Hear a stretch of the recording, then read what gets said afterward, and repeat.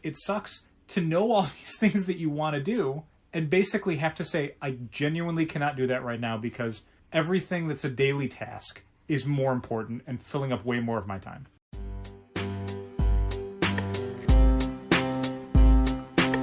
Come on and visit for any occasion. Don't keep patting down waiting. Comics and conversation. Keep the conversation moving along.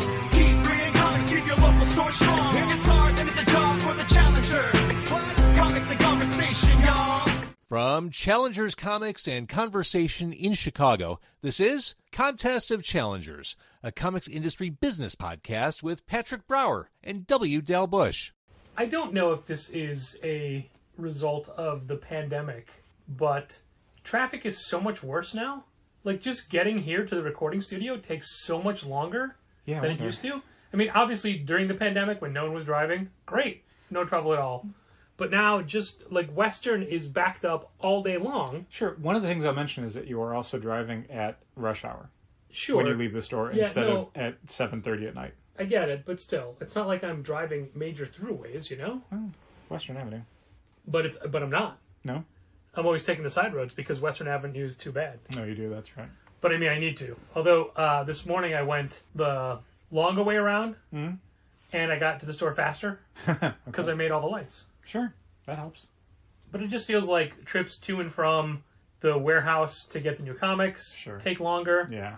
This week they will take a lot longer because we've got all the non-DC free, or not all, but most of the non-DC free comic day books shipping. That's true. This week, which we have to move around a bunch of times because of our carpeting. We do, that's true.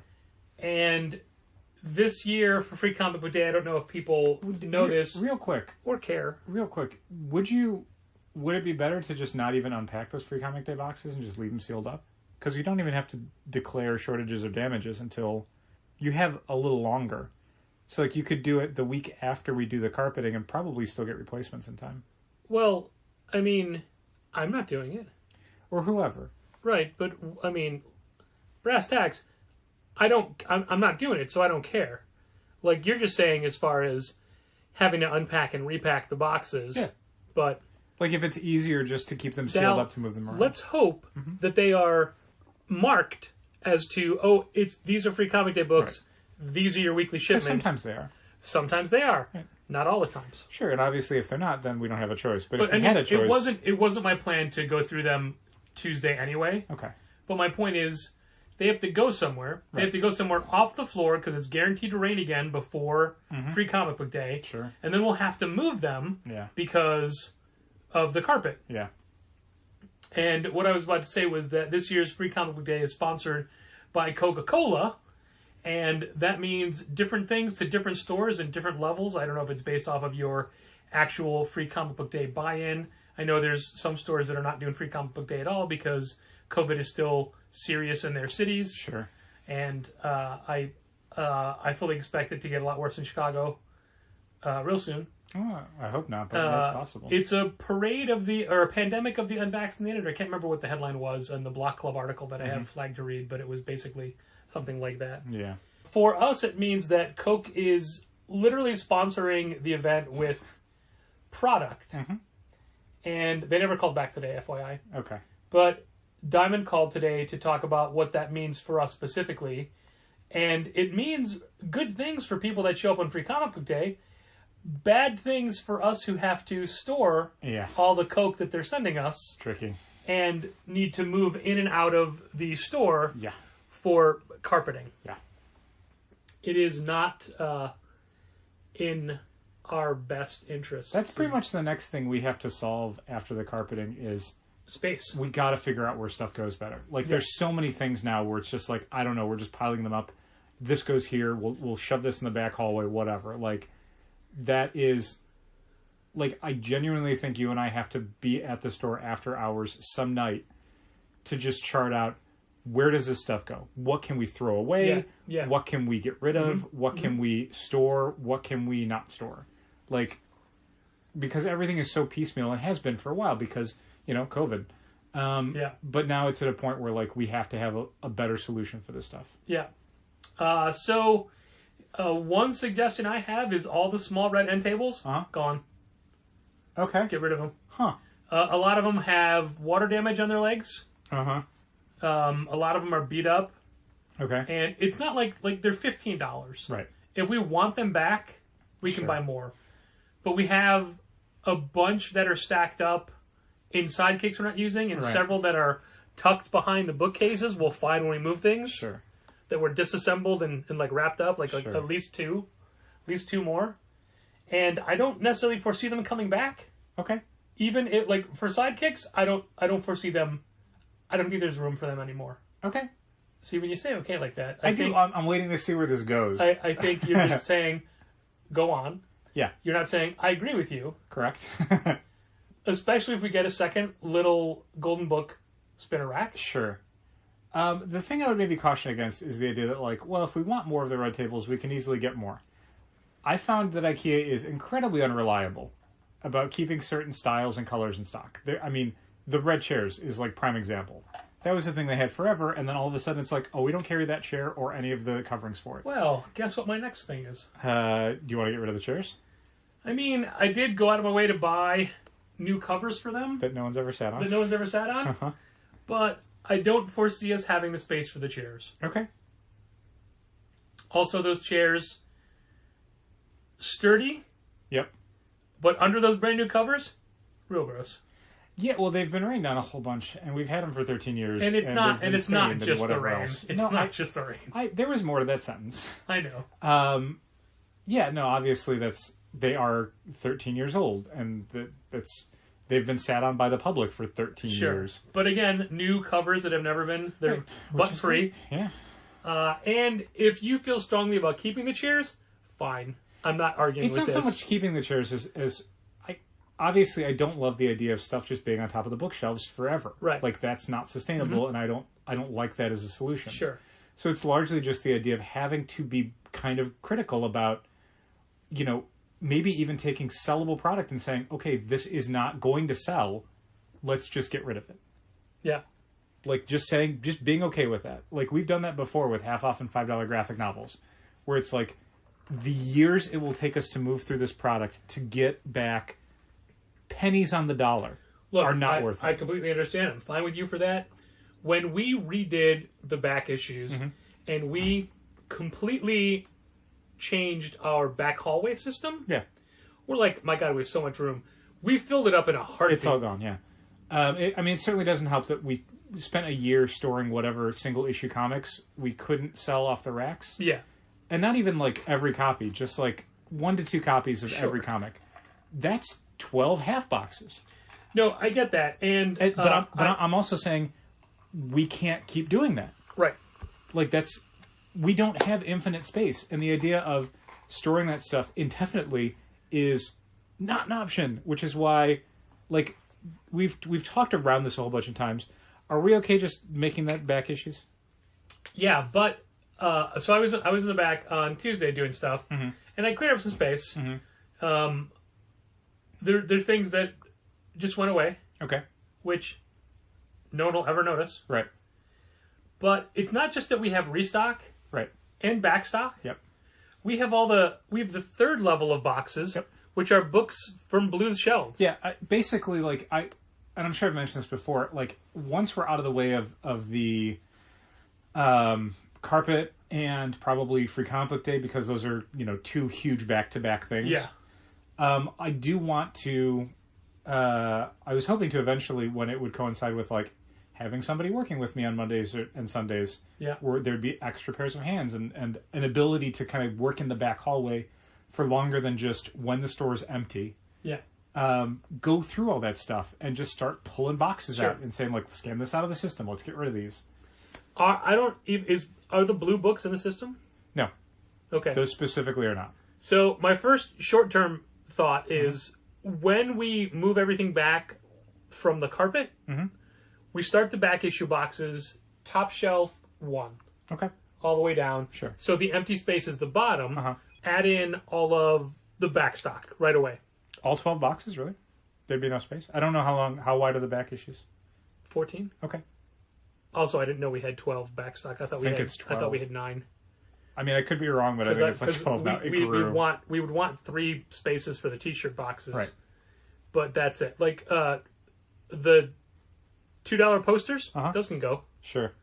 We have one left of the make your own comic book. Gone. Okay.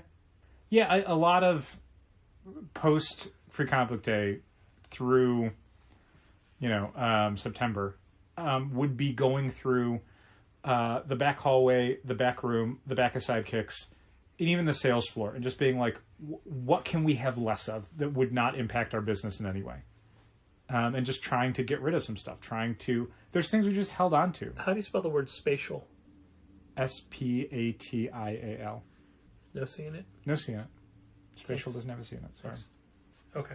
Yeah, there's definitely, we mentioned this before on the podcast, which is one of the things I say, I think, every week, but I hate saying that, but it's... I like mentioning it just because it's like, in case people are like, oh, you guys talked about this. It's like, yes, we did talk about it.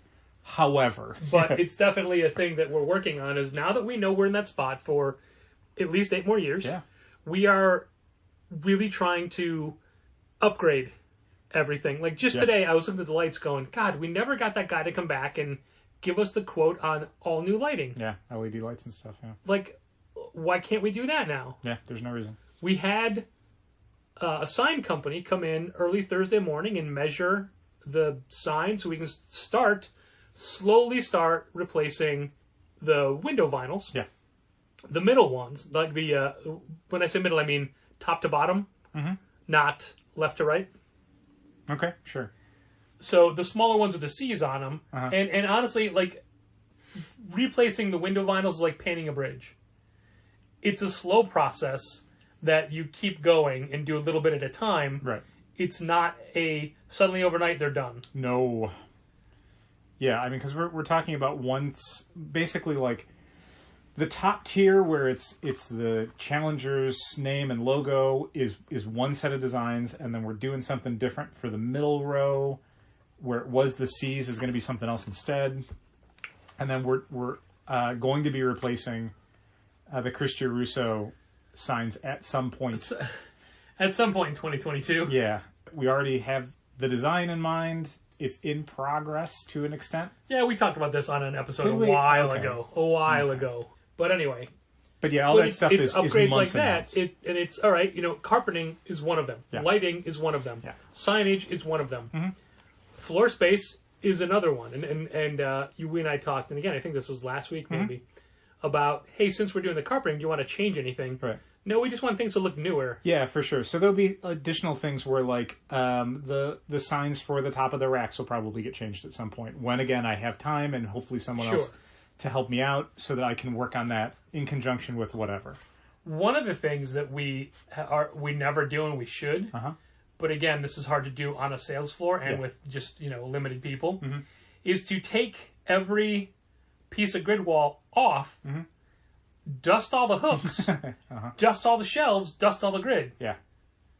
Yeah. I was doing a little bit of that today. It's like, man, people don't see this. It is gross. Like when we got a brand new open and closed sign, open sign, an LED lit sign for the window. Yeah. And we upgraded to something that I thought was going to be really nice, and it's technologically interactive. It has an app on the phone, so I could change the hours from my phone. Everything about it is great, except for one tiny little thing. You can't read it. Yeah, that's a bit of a problem. Yeah.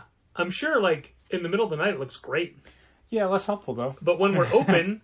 in the daytime. Just the way that the sign is made, it's like, if you stare at it, you can see. But I mean, you can tell open and closed. Like, and that's the open important part. Is lit or not, but like the hours, right? Which is why I quickly redid the open sign the flip open sign on the door to include the hours. To include the hours, because you used to just say the hours on the closed side, right? But now it has the hours on both sides. Okay, cool. And which fine, it's a solution, but it's not the best solution. Sure. And it makes me hate that new sign. Well, I mean, that new sign can be replaced in a little while. I don't think it's a thing that needs to be replaced tomorrow. Right. But I'm saying also we spent 3 times as much on that sign as we did on the other sign that we didn't need to take down. Sure. But I'm like, oh my God, this is advanced technology, and these things happen though. Yeah, I know. I don't know. I mean, I hear what you're saying, and it's certainly frustrating to get excited about an upgrade to the store and then find out it's maybe a lateral move at best. Yeah, it's a quality of life issue when it should be better. Sure, it's true. Better quality, not lesser quality. Sure. And I don't think anybody cares. But that's never the criteria. Right. Like, we care. Yeah. A lot of what we do when we upgrade the store is not because anyone's complained or we've seen people interact with the store in a way where we're like, God damn it, we've got to fix that. It's almost always a thing where we're just like, this could be better. Like, I don't want to make it sound like we're that full of ourselves or whatever, but there is a sense of like, we have standards that we rarely meet. And a lot of what we do over the last 13 plus years is try and reach the standards that we've set for ourselves. You know what I kind of want to do, but it just is impractical? Get a roasted chicken. That's highly practical. It is. It's true. Let's do that now. I kind of want to do that now. Nice rotisserie chicken. I'm currently sitting on an ice pack. Yes. And I just want to, she'll never hear this, but huge shout out to Forever Challenger, Caitlin, for getting me this frozen clay pack that just put it in the freezer, gets real cold, use it as an ice pack. When you're done, put it back in the freezer. It's the thing you look forward to most each day, I think. I don't look forward to it, You but do. it's necessary. You do. But it is... It's the happiest you get all day is when that thing is pressed against I've your back. used this... No, those noises are because it's cold. It just sounds like I'm happy. I use it every day, multiple times a day, and I never thought I would, and I didn't know this existed until she got it for me. And she just got it for me just because she thought I would use it, and she's right. So, Caitlin, thank you so much. So, Del, I'm on an ice pack right now. Correct. You go get the chicken. I'll finish the podcast. Oh, okay. Terrific. Yeah. I don't need any extra flavors or dipping sauces. Just chicken is fine. Dipping sauces? For rotisserie chicken? Sure, why not? Don't you think dipping sauces make most things, and by things I mean meals, better? Not like comics. Like, don't dip your comics in, like, garlic butter. I think garlic butter would make some comics I've read better. Yeah, okay. Yeah, for sure. I don't know that rotisserie chicken is usually something you consider dipping. Then you don't have to get any dipping sauces. Okay, thanks. Just get a chicken. Okay, get an entire rotisserie chicken. Yeah. All right, so Dal's gone now, and he'll come back with a chicken later. Paint the store. Oh, Repaint the walls. like same color? Yeah, just fresh it up. I don't know if that's necessary. Look at the walls sometimes, my friend. I do. I feel like I do daily. But everything needs to be cleaned. When I was... Sure. I started this, but I got sidetracked. Something about a rotisserie chicken. Mm-hmm. When I was installing the new sign, I was up on the ladder. I'm like, man, these window frames are not just dirty, they're gross because of all the water that leaks in. Sure. So I cleaned what I could reach, but I'm like, man, somebody could spend an 8-hour day just cleaning the window frames. Yeah. It's true. Yeah. Like, we definitely... You mentioned before the wire racks and stuff. Yeah. And I mean, certainly the times where we rearranged what shelves or what sections, and those shelves come off, it's like, okay, I'm going to take Windex and a paper towel real quick and get in at the top of every square. Yeah. Every square in the grid needs a little bit, like, they've all got a little bit of dust. So yeah, I mean, that's definitely a thing. Tops of the bookshelves, I'm sure, could use it. Always, but also the tops of the air vents. Yeah. The intake vent by the back door behind the counter. I was Marco Poloing with Luke, and looking at the camera, and you see me. Right. I was at the store. It was Thursday morning. Okay. And I caught the vent. I'm like, man, look how dirty that vent is. Like, Jimmy used to clean that vent regularly without us asking him to. Mm-hmm. No one's done it since Jimmy's been gone. Pretty much. And it's a thing like, all right, it could take like to do it well, like maybe a half hour.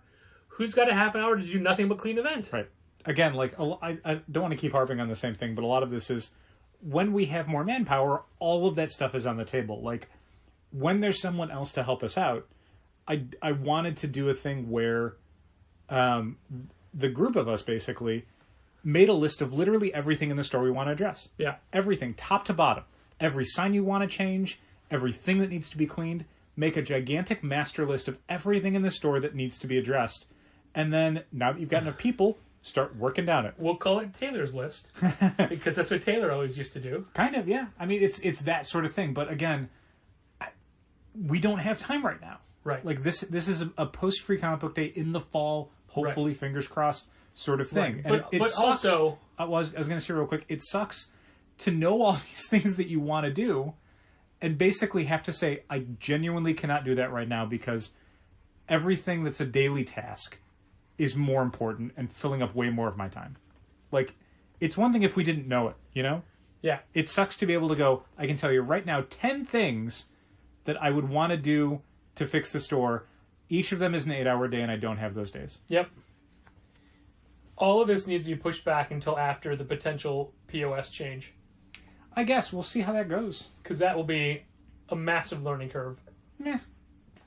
For me. I don't think it will. Like, that's the thing. Like, Man, I hope you're right. Yeah, some of it is just we can kind of work on it in other places because of how cloud-based it is. Yeah.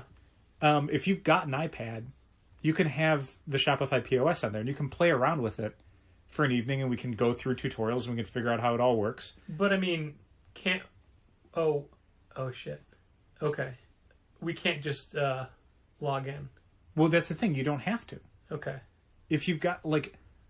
You can do it on any iOS device. You can do it on your phone if you wanted to. Okay. But I can't do it on my desktop.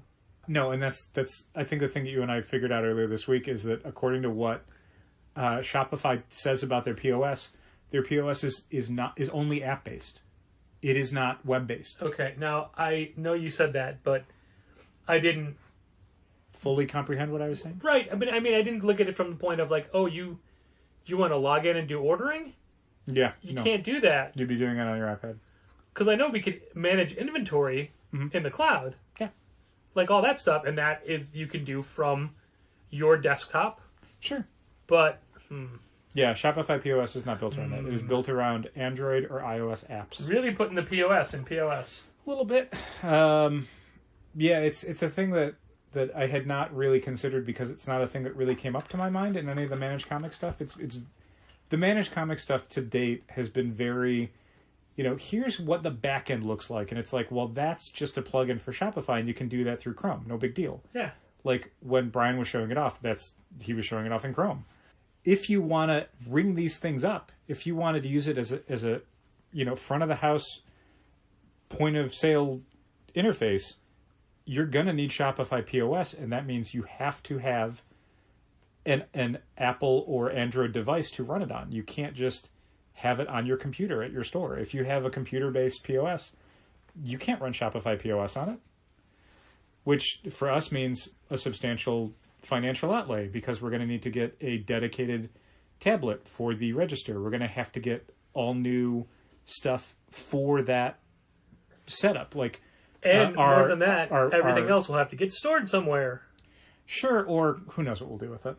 Like, we will need to get a new receipt printer. We'll need to get a new keyboard, probably, I think. I mean, I hope we can get a keyboard, because I don't want to do Well, we'll have to get a keyboard. I just don't know if our current one would work with it. Sure. I don't think it would. It would need to be, like, a dedicated, like, tablet keyboard. You know what? It probably will, because who cares? That's the least expense. Everything else, like we need a new cash drawer. We need a new... We've talked about maybe doing a different credit card thing, but probably not. So I think that hardware would carry over. Yeah. We wouldn't be able to do a poll display.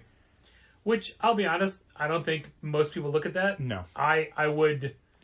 One of the things that long as a poll display is available, I would want it for any POS we had. Mm-hmm. But if it's not available, I'm not heartbroken. One of the things we would have, though, is you could do... Shopify offers a stand for your iPad where it flips around on the x-axis. Sure. So you're tilting it towards the consumer. I don't know that we would necessarily need that because we wouldn't necessarily be processing credit cards through that interface. Right. So the idea of here's your total and whatever. Rotate. Yeah. One of the things I was thinking about, though, what do you think about moving the register setup to the left where the open space is? And then making the space to the right where the consumer checks out. Probably more beneficial to us right-handed people. Yeah. Yeah, fine. Just a thought. I mean, one of the good things about this is that the amount of hardware is much less significant. So if we decide, this doesn't work, we can just put it back really easy. Yeah. But yeah, certainly the idea of finding out like, oh, we have to get an iPad that needs to be big enough for us to use as a register. So like, it ain't going to be an iPad mini. Right. It's probably going to be an iPad Pro, and it's probably going to be their largest size. Like, that's an investment. Well, I just want you to know, by the way, I was waiting for you to say iPad Maxi, and I was going to make a MaxiPad joke. no, sorry, but... iPad Pro is the biggest one. Okay. But we would also get one that is on a phone plan. Yeah. Because you don't ever want to, like, because it's cloud-based, Yeah. if our internet goes out, we can't even ring people up. Sure. So you want something where it's got a backup of, like, as long as phone lines are not also all down in the area. And then we would probably just get it through one of our phone plans and do it on an installment plan that way. I mean, I assume yours, because yours is AT&T. Sure. But what I mean... Either one. Verizon probably offers it too. Could we also use that as a phone line for the store, or not, because it would all the calls would come through the iPad? Yeah, I don't know how it would work, but it wouldn't be a dedicated phone line per se. It would just be through... Like, we got an email, give wireless service. We got an to the email iPad. from RCN this week. I saw it. That said, basically, hey, you guys, I was in a few weeks ago, and you're paying way too much. And it was so casual, I'm like... Yeah. Did somebody come in? Yeah, Did we talk to someone from there's RCN? no way. They just do that. But, I mean... Because they don't want to say, like, hey, let me take a look at your bill. They're just like, I've looked at every bill in your neighborhood, and you guys are all getting ripped off. And it's like, I don't want to do this with you. I mean, I'm not opposed to saving money, but I don't know. I'm okay with what we've got. AT&T keeps calling my cell phone when I've said, stop calling my cell phone. That's not the stored line. No. Here's the number. Okay, we'll change it in the records. You won't. Great. And I keep getting They bullshit. Do you keep getting, and Gina was even getting, we got one today, the texts that are, hey, your unemployment insurance, there's a problem with that, or your Social Security is running, like, those are the new scams. Oh, I haven't seen those. Those are obnoxious. No, I get nothing but emails and text messages about all of the places that we talked to without working with back when we were looking for loans sure. for Blue. They're constant, like, daily emailing and texting about line of credit plans and up to $15 million loans and all that sort of stuff. And it's like, please, how do I make this stop? Only a few of them are like, text stop to end. Everything else is just daily.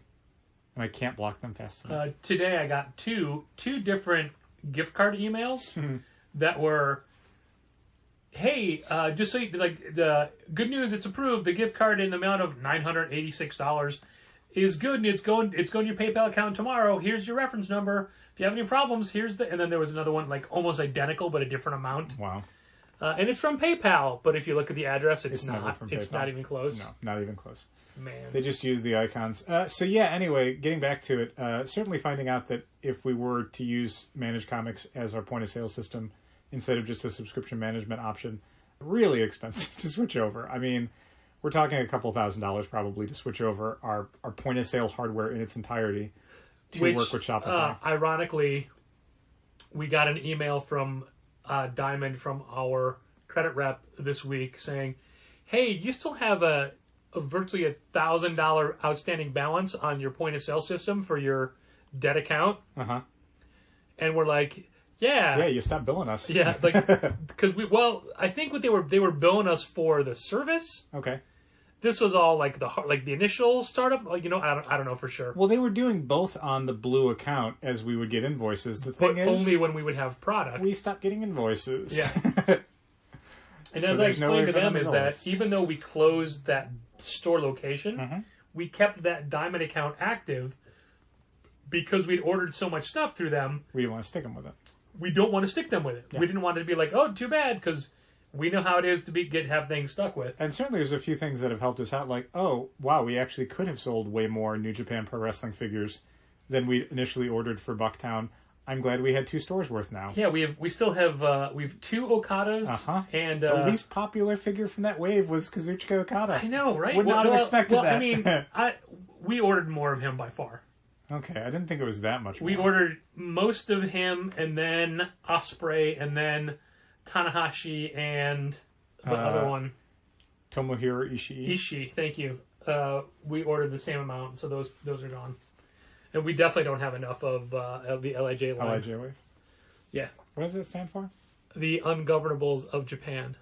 Or was it the toy company from the 80s? Like the Cody figure is? Yeah, exactly. Yes. The one that you stuffed on your pants. Excuse me? That's what you do with the I did. action Okay, figures. yes. You stuff them down your pants. I don't. No. Yeah, okay. That's what people That's do. what Sammy does. On vlogs. Yeah.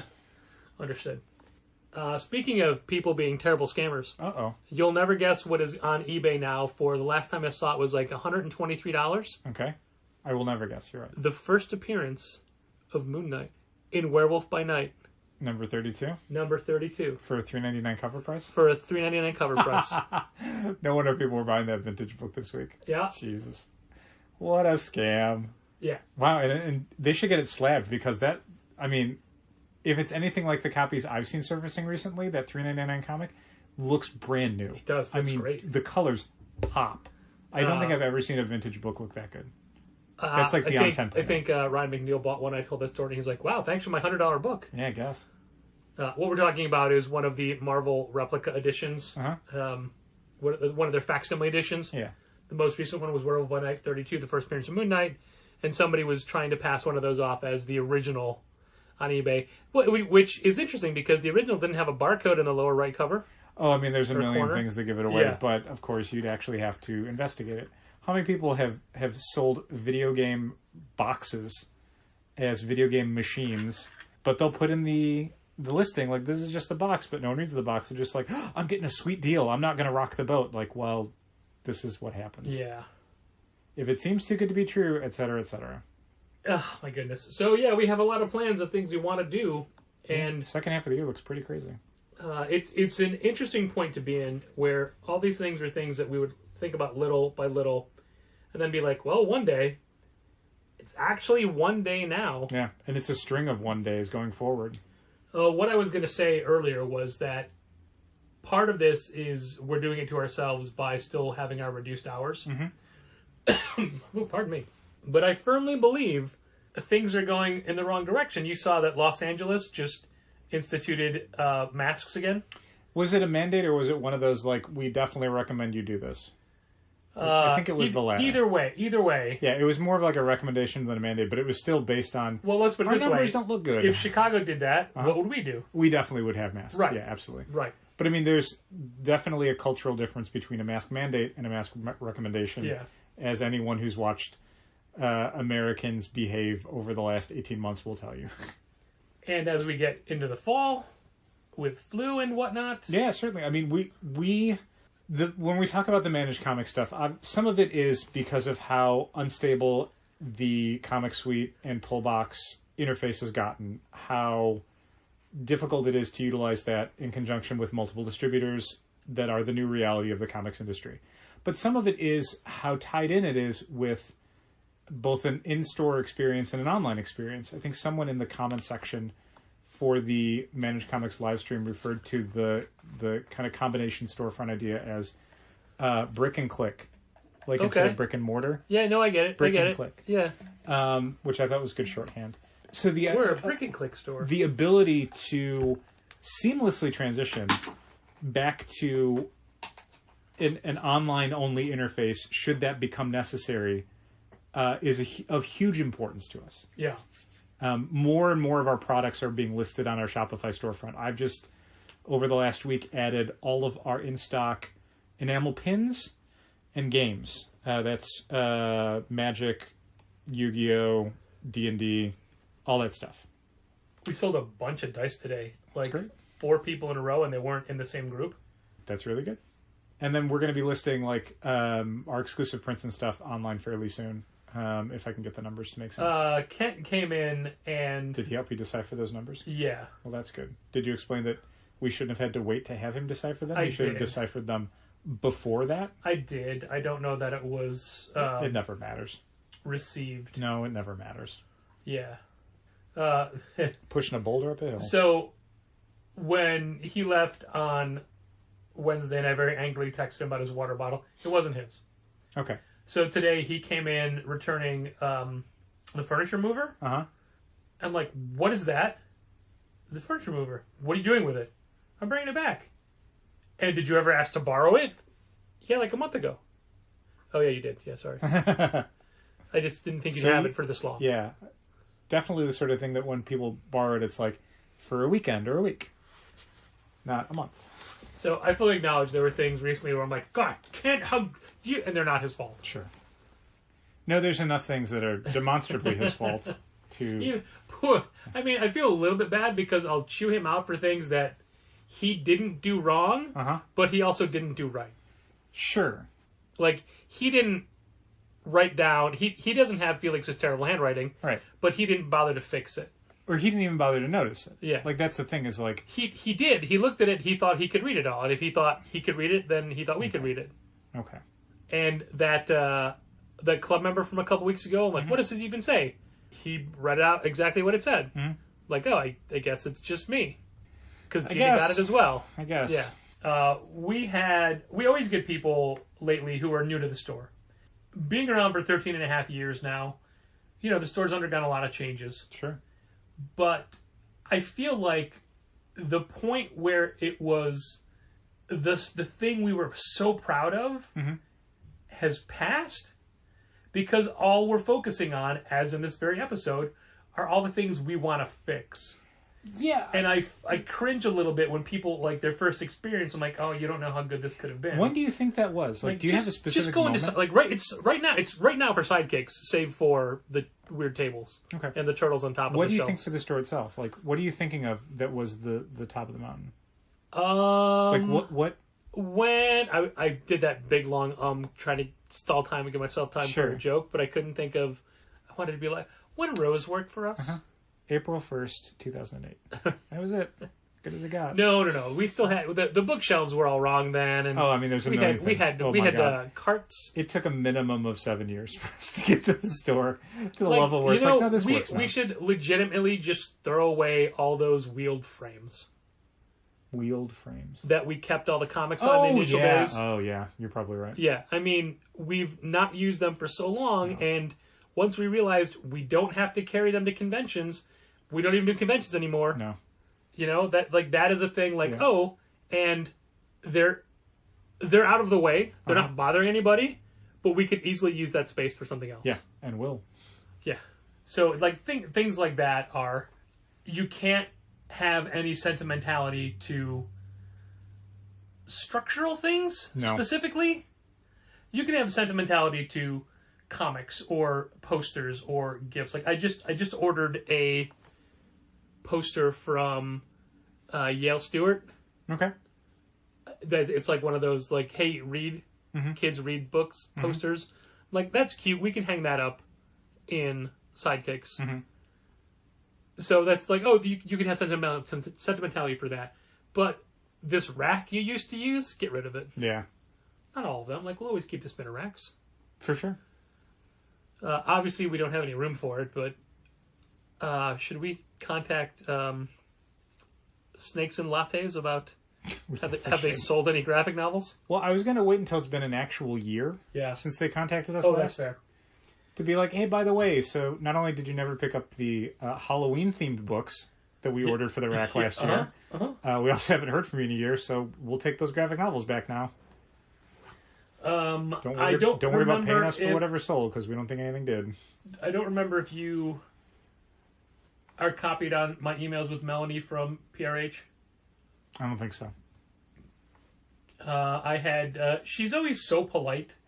And I had emailed a day or two ago to be like, hey, how is the terms rate going? Like, you said it would be like a week. That was a month ago. And she got back to me today. She's like, I'm really sorry. We're really busy. There are so many accounts we have to reevaluate because of the Marvel thing. Of course. We're working as fast as we can. Sure. I'll try to get to you when I can. Yeah. Hopefully the next week. That would this be great. time for real. And I said, hey, you know what? I super appreciate what you're doing. I don't mean to sound impatient at all. Right. I was just, it had been a month. I was just curious. Yeah. And then she always, like, it is to me, like, as far as I'm concerned, I'm done. Like, that's, right. Like, you, like, hey, I'm trying. I'm like, I appreciate it. Thank you. I'll leave you alone. And she's like, oh, you're not being impatient at all. I totally understand where you're coming from. Sure. You know, I mean it when I say, hopefully next week. Yeah. Have a great weekend. One of the things I'm curious about. And then I leave it alone because I don't want it to be like, oh, you have a good weekend too. Just let that be the end. Let her get back to work. We know how that feels when you have to take time out of your schedule to email someone and then they send you back oh, thank you. And it's like, I had to stop what I was doing to read that. Yeah. I Yeah. didn't need to do that. You didn't have to think, man, we're done. Oh, I have to stop what I'm doing to answer the phone call to ask because you're calling about the thing that you just called about and said you specifically didn't want. When I said, did you want this one as well? And you said, no, I didn't. Then you call back to say, oh, no, I actually did want that. One of the things I'm curious about for PRH is when you move to terms, when do they charge you? Like when you order or when it ships? I would hope ships. I would hope so as well. Because if it's yeah, that's a good point. Because if it's 30-day terms when you order it, it still doesn't help us. No, not really. You're still paying for it. That's an excellent question. Because as it is with even the credit card stuff, we pay when we order, not when it comes in. Yeah. Yeah, I think what's best for us is when it ships. That's how it is with Diamond. You'd hope. And that is especially because for some of this stuff, if we move to PRH for more graphic novels and stuff, it ain't 2 months. It's like 6 months or longer. Yeah. The window for a lot of the stuff that PRH distributes is significantly wider than like Diamond or, like Southern Hobby or somebody. Sure. Let me be as cryptic as I can with this next bit, which is always, I'm sure, extremely entertaining to people listening. Cool. At the end of the day, yesterday we were talking about something, and I'd asked you if you'd gotten a specific email regarding the same thing. And I did. You did. And you should have gotten a completion email saying it's all done. I did not. Okay. I did. Did you? Okay. Yeah. Well, I assume that... Okay. Well, that's good. Yeah. Cool. Because that could work in our favor in regards to what we were just discussing. Sure. But I mean, I don't know. We said yesterday, hey, it's this, this, and this. And now it's like, oh, it's also all these things. Right. But that is the challenger's way. Pretty much. When I was talking to Luke this week, I was basically talking about physical therapy. And he pointed out that I basically just had a title for my autobiography. Mm. I'm like, it's only 2 more after today, only 2 more sessions of physical therapy, and then a lifetime of pain. Mm-hmm. He's like, that is your autobiography. Pretty much. Like, wow, that's really good. Pretty much. I'll take it. I also want to say thank you to Mike Love for helping with today's birthday celebration for Gina. Happy birthday, Gina. Actually, yeah, is when this goes up for real, it's Gina's birthday. Happy birthday, Gina. Gina's coming up on 8 years with us, I think. 8.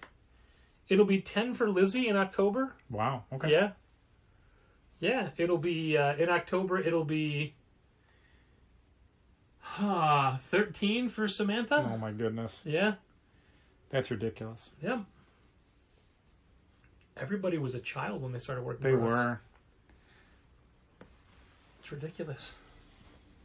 And now we have actual children. Yeah, that's the thing. I was like, we should get back to hiring children. Oh, wait, we sort of already did. Yeah. Okay. Yeah, we did. Yeah. Never mind. There's always another generation. Oh, that's the thing that Kent did. He's like, yeah, I forwarded your all hands on deck email to Felix.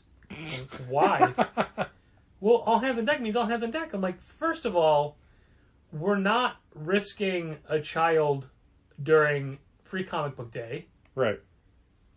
We didn't ask him for that reason. And second of all, no offense to Felix, but again, we're not... Moving furniture is not in his purview. Yeah, and beyond that, I would... Felix is basically an intern at this point. Yeah, the thing I would maybe also stress in this situation is maybe we don't send that to Felix, we send it to Felix's parents. Yeah. Who get to decide whether or not that's something they want their son to participate in. I'm like, Kent... He is First still of all, a child. It was blind carbon copied, so you don't know. You have no idea who I did or didn't send it to. Second of all, we specifically didn't send it to Felix. Yeah. Okay, but all hands on deck means it's not your responsibility. Nope. I appreciate the forward thinking, like, oh, I got to make sure because we don't know how to get. We don't have Felix's phone number. Kent does. Kent has Felix's email address. We don't. No. I mean, I see different handwriting from Thursdays. Sure. And I see Felix's time card fill up, but is he actually there? I don't know. Yeah, who can say? Have you seen him there? I don't go on Thursdays anymore. Right. My point. Yeah. That is my point. My goodness. Yeah, it's with the reduction of Ashley, but the addition of Andrew and then Felix, we're technically at higher than pre-pandemic levels. True. But it's all reduced hours, and admittedly, while we do have Andrew, Samantha, and Lizzie, they split Saturdays. Yeah. So it's not like, oh, you have all these people. Yes, but. Yeah. A bunch of them only work like a day a month. Yeah. Fine. That'll be me soon, right? Sure. Well, I won't be able to navigate stairs, so I won't be allowed to leave the recording studio. Okay. So I'll just remote in and. Well, again, if you got an iPad, you can do all the ringing up from home. That's true. I can. Yeah. Mm-hmm. I just blindly pick what people are getting. Sure. Do do do do do do do do do do. That's the sound of me ringing people up. Sure. There was emotion to it too that people didn't get to see. That's a true. Shame. That's true. a shame. But I mean, the sound they could at least hear. I want to know what they did. Was the sound was good, but like there was an entire experience that was at play there.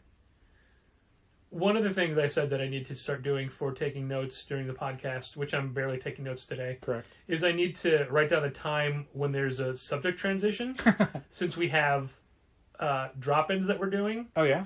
Well, I mean, we don't do drop-ins every week, but we have things for either friends of ours or organizations we believe in. Like we have a Hero Initiative ad that we can drop in. Stamps.com. Well, I mean, Blue like no. I occasionally listen to the Renee Paquette podcast, and hers is, I forget what it's called. Oral Sessions? Oral Sessions, or Unrestricted is AEW. Yeah. Oral Sessions with Oral Renee Sessions. Paquette. AURAL. Oral. Right. No, I like, get it. I'm just for people who maybe are unfamiliar with it. It's play on words. Sure. But it could be oral as well because they're... Could be. I don't think it is. No, I actually think it is ORAL. Is it really? Look it up. I'm not going to look it up. Look it up on your phone. No. Look it up right now. I No. can't. It's in my phone, but I can't. I like my read on it better. Fine. But she has so many ads. Sure. And it's annoying. And our drop-ins are not paid sponsorships. We're not getting anything for this. We're doing it because, hey, Colt is our friend. We'll mention his new podcast. Mm-hmm. Wrestling Anonymous, please hold. Hey, this is AEW wrestler Colt Cabana, and I have a new weekly podcast called Wrestling Anonymous, featuring you, the wrestling fan, telling me your stories. Are they funny? We go in the liquor store. In walked Jerry Flynn and Horace Hogan. Are they sad? 2 weeks before he passed away, he wanted to put our tag team back together. Are they bizarre? Haku stretched out my little child, as weird as that sounds. Most importantly, let's make them real. I lost my mum when I was 14. Wrestling has always been my comfort zone. Subscribe to Wrestling Anonymous wherever you listen to your podcasts, and let me become a part of your weekly podcast routine once again. Thanks. I didn't plan on dropping it in, but I figured, hey, since I brought it up, Yeah. take a quick little pause there. But we have, a Hero Initiative drop in. Sure. Occasionally we'll have, a car con carne or something. Okay. And these are just things for people that, who are friends of the store or friends of us or whatever. Okay. But when it's time to go add those in, I'm like, where can I put this? And I'm pretty sure I put one in just in the middle of a topic a couple weeks ago. I'm like, here's a good pause. Yeah. Dump it in. Then I'm like, oh, we come back to our topic. Whatever. But also, if you're a patron and you listen to the unedited versions, there are no drop-ins. Okay. So that's fine. And it seems that a lot of patrons prefer to listen to it that way. Is that right? I think it's just because the timing works out better because they get it. Or maybe they like the Patreon player better. I don't know. But even podcasts that I am patrons of that release early, I just wait until they're on iTunes because it fits my schedule better. Sure, I understand. And I have all my podcasts built into that player, as it were. Okay. So that's fine. But yeah, so anytime that we have a drop-in, it's not a sponsorship thing. We're not getting paid for it. We did, years and years ago, we did commercials for the Mac Tutor that we would drop in. But we haven't done that in forever. True.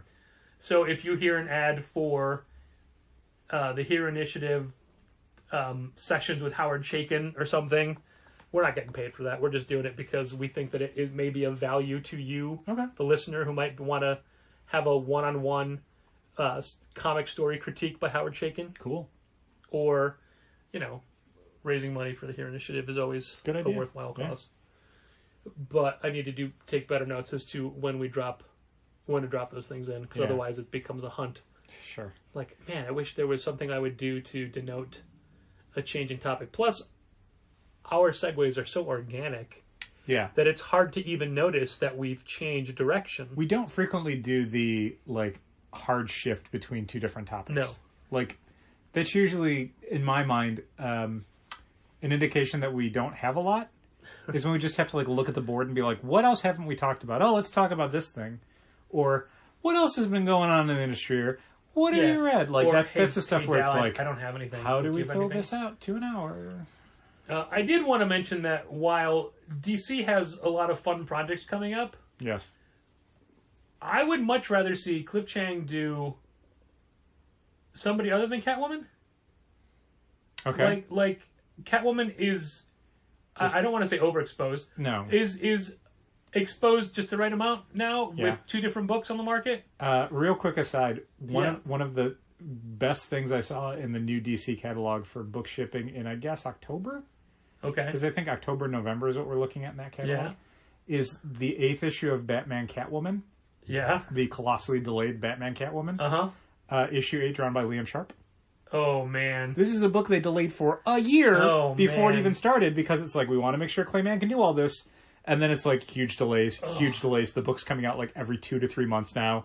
We had to reschedule the Christmas special, maybe because the artist who was doing it died. Yeah, because it's now by Lee Weeks, so right. yeah.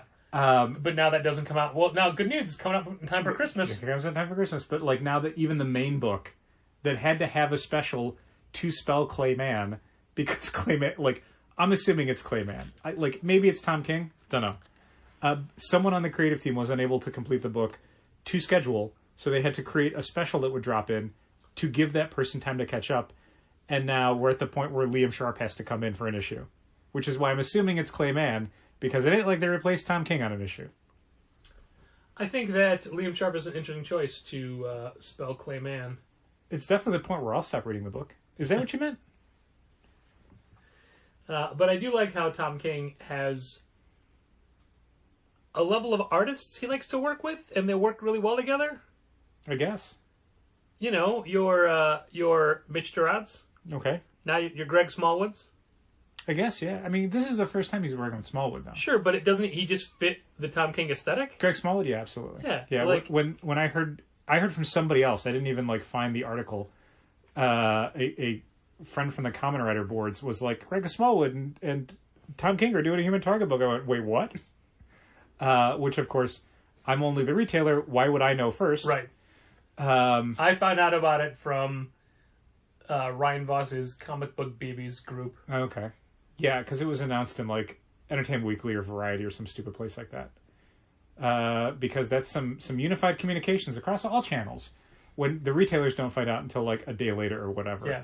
Which, as always... Look, it's Dal, it's not like DC gives us a weekly email. I'll stress again what a stupid pet peeve that is, because I know there are retailers, because I've had it happen to me before, where a book is announced from a major publisher through a non-comics channel, and then fans of that creator end up going to their stores and saying, sign me up for this book. And the stores are like, I don't know what you're talking about because I'm not able to sit on the internet all day. Yeah. Like a lot of fans are. I can't check my phone constantly. I'm at work, ringing up comic books. Also, if you wanted to sign up for a new Jamie McKelvey written and drawn sci-fi book, that book still hasn't been officially announced. No. So, something where if it was an email from Image or DC or Marvel, I'm more likely to take time out of my schedule and check that out than I am to go on Facebook or go on Twitter to see if there's been a new announcement from a creator or see if there is something trending because a creator has given an interview to, a non-comics platform. Yeah. So, yeah, timing those things where, when an interview or whatever, an announcement goes live, because it's not like DC didn't know when Entertainment Weekly or whoever was going to run it. Right. That stuff's negotiated. It's an exclusive. We're giving it to you, and you're going to tell us when it's going to run so we can unify our communications across all channels. So then forgetting to tell the retailers about it until a day later, unhelpful. unhelpful way to do these things. Well, because now, as always, let me stress this perfectly so that people don't miss it out. We, the retailer, are the customer. we are buying the books from DC. We buy them non-returnable. Yeah. So, like, the sell-through, great if that's high. Whatever sells to the stores is what DC's going to make their money on. DC Comics, as a company, has such poor subscription rates at Challengers right now because people aren't finding out about the books. Yeah, no one knows what the hell's coming out. And it's hard for us to even get behind things. Even we are after the fact. For example, Nice House on the Lake. Right.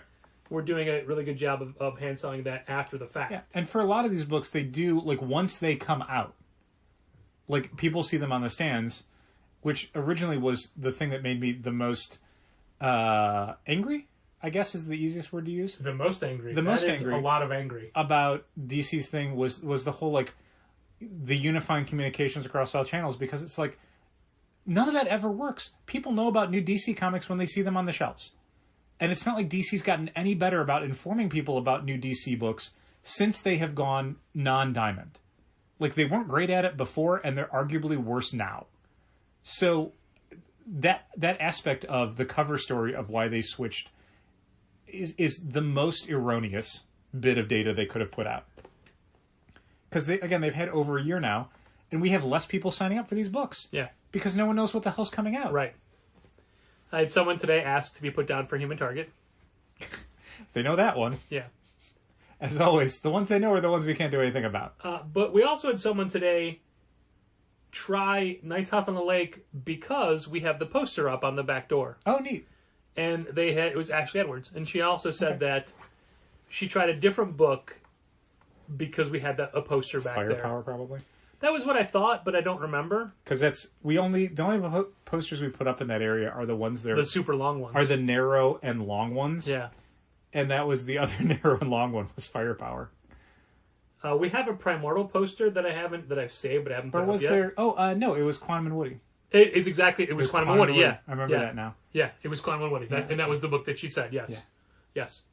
So I have the Primordial poster, and I thought I could put that there, but it's like, well, I don't want to take Nice House on the Lake down yet. No, that one we can sell. And it's a great image, too. It's not entirely appropriate of the first issue, but in a lake full of bones, come on. It's really captivating. Yeah, I think they've done a good job with the Nice House on the Lake stuff, and it's certainly a book that I'm glad it's 12 issues, because we are already at the point, I assume, where we're going to need to order copies of the third print. Yeah. Because second print ain't going to last. Yeah. Man, we were so busy today that I didn't even get a chance to do my Lunar FOC primer, which always the day before I make the list of what's new, and then go to the shelf and check quantities, and so I have that all written down in front of me. Yeah. When I do the FOCs on Saturdays, you get a chance to do that. Eventually, assuming we switch over to Managed Comics, do you want me to start doing the DC FOCs? It depends on how it goes. Like, honestly, because it's all going to be a thing where I just pull down a CSV file from someplace, upload it to Managed Comics, and then go this. So I might as well do everything then, at once. But at this point, I'm only doing it at the store, right? And as opposed to you who has to do it at home. You wouldn't have to, Sure. Oh, and that's another thing. So you had said earlier, and I should have corrected you on this. You had said that things like doing orders and doing all that stuff, you can't do it on your computer because it's Shopify POS. The Managed Comics stuff is just an app. You can do that through Chrome. Oh, okay. Okay. That aspect of it is, and that's why everything he's been showing off has been in Chrome. But I'll still ringing up a customer. Okay. Is a thing you'll probably need. But Managed Comics will have all the sales data, all the. Yeah. Okay. Yeah. Okay. Well, let me sigh with relief. Yeah, that's why let me get that out there so that. Whew. There's no confusion from people who are like, well, I don't want to do all my monthly ordering and stuff on my iPad. You don't have to. From everything I've seen from Managed Comics, that is not how it'll work. Shopify POS, specifically, the register, is something you will need an iOS device for. Managed Comics as an application, you will not. You can continue to do that through your online interface, which can be on your iPad or your iPhone or whatever, your Android device. I do have it. Flip phone. But it's... See, that's the only thing about having this iPad Pro is it'll have to get updated every X number of years. Which is why I'd recommend doing it through like a phone service carrier. Yeah. Because you're just you just do it on the payment plan once it's paid off. Probably time to switch out for the new one. It just becomes a cost of the business is X amount of dollars per month. Everything for is a the cost of the business. iPad and the cell service. Dal, I have something to discuss with you after the podcast. Okay. Based off of personal finances. Neat. And I think you're going to like it. Okay. If I remember. If it's getting paid purely in Marvel Legends Galactus's, I would not like to switch over to that model. Galactus was a multiple point conversation. By that I mean different Multiple people. customers? Yeah. Sure. Yeah. Yeah. Uh-huh. One of the things I think is neat about them announcing Galactus so hotly after the release of Transformers Unicron Yeah. is it definitely feels like they're moving HasLab entirely to large reproductions of Planet Eaters. Okay. Yeah. That's fine. Thank you for sending that to me. And for what we're talking about is Hasbro Pulse announced HasLab, like a Kickstarter Galactus. He's like 3 feet tall. 32 inches tall. Well, that's like 3 feet. It is. I wanted to be specific for people Sure. who are like, how close to 3 feet? I have demands. They didn't say, hey, we're making this figure. They're saying, hey, if we have 14,000 people that pre-order this figure, we'll make it. Which, to my knowledge, the only HasLab project that is not funded was a Cookie Monster they were going to do. They were going to do a reproduction Cookie Monster, and for whatever reason, that one did not hit. Like, the last Marvel Legends one they did was the Sentinel, and that thing funded in, like, an hour. Yeah. Which, the problem with this one, the Sentinel thing had the advantage of, even at the cost of the Sentinel, which was probably comparable to, I think, what the Galactus is going for, it's probably like $300. Okay.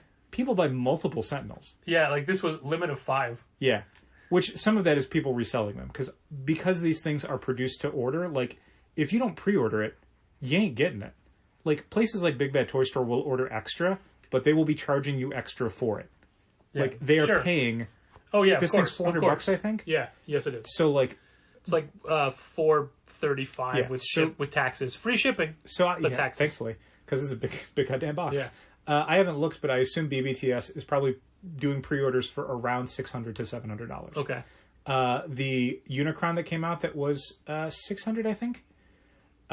Jesus Christ, that's how much he costs? Regularly sells for over $1,000. No wonder online. you pushed me into Galactus and the AEW belt. Regularly sells for over $1,000 online. Wow. And that's if you can find them. Like, so there are people who are genuinely going to be buying multiples of these because they know that a month after release, you can probably get close to double what you paid for it. Wow. So that's 14,000. Yeah, I think they could hit that. I mean, probably slower than the Sentinel because there's less people organically needing multiples. Proportionally, that is nowhere near as good as Werewolf by Night Facsimile Edition. It's true. But it works. It's not 50 to 60 times what you paid for it. But the Galactus currently comes with multiple faces. Comes with he has a light up feature that takes AAA batteries, which is nice. You don't have to get a bunch of watch batteries. Sure. And he will inevitably come with a lot of stretch goal stuff. Like the Sentinel originally was like the Sentinel and like a couple heads.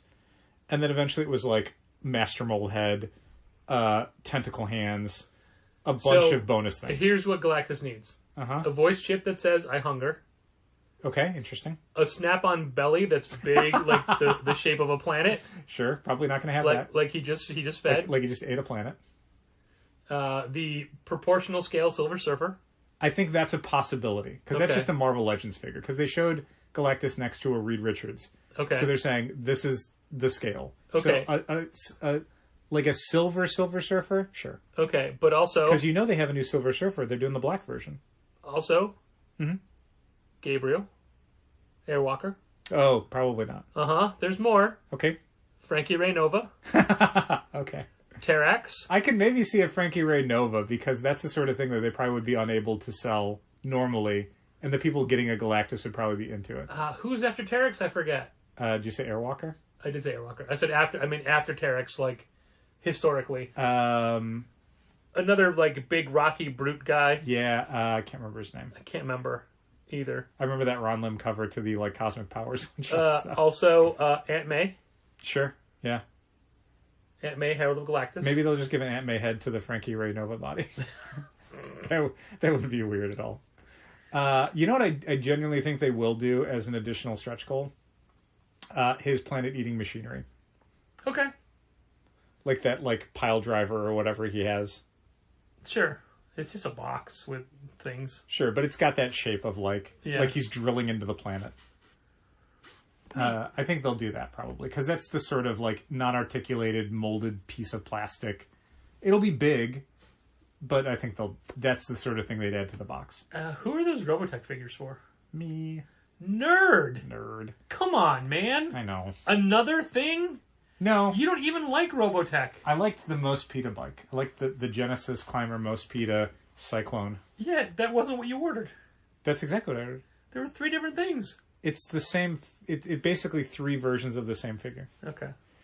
And look, maybe 2 of those make it to the shelf. I don't know. We'll see. We'll see. I might just get the Scott Bernard one. I thought I was being a nerd ordering a single Falcon Tomb Tumbler. Did you see the Zemo one? I did. That one didn't make the cut for you? No. Dancing Zemo? Dancing Chibi Zemo. Yeah. Well, they put the mask on him so they didn't have to do like likeness rights. Sure. And I'll be honest, I looked at the Tomb Tumbler, I'm like, oh, I wish it was a illustrated style, not a photo. Oh, sure. But what can you do? Yeah. But anyway, I can't fault you for ordering 3 Robotech toys when I just ordered a Galactus. It's true. Which, again, you sent to me, which you want me to order so you can feel better about your Robotech toys. And my eventual Ami payment for the month for my pre-orders.